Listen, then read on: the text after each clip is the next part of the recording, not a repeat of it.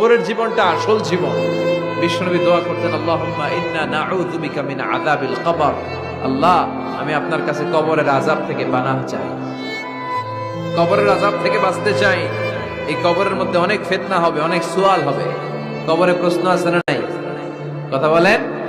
প্রথম প্রশ্ন জিজ্ঞেস করা হবে, মার রব্বুক, তোমার রব কে? বলেন, আমাদের রব কে? ওমা দীনুক, তোমার ধর্ম কি?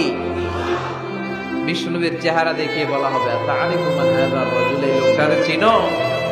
আমরা কি বলবো? আমরা চিনি, উনি আমাদের প্রিয় রাসূল মুহাম্মদুর রাসূলুল্লাহ সাল্লাল্লাহু আলাইহি ওয়াসাল্লাম। এরপরে জিজ্ঞেস করা হবে, এগুলো কোত্থেকে শিখলা? আমরা বলবো, কোরআন থেকে। ফায়ুফসাহু লাহু কবরুহু ৭০ যিরাআন। সুন্দর সুন্দর উত্তর করতে পারলে আপনার কবরটারে ৭০ হাত লম্বা করে দেওয়া হবে। ইফতাহু লাহু বাবুন ইলাল জান্নাহ, জান্নাতের দিকে একটা দরজা লাগিয়ে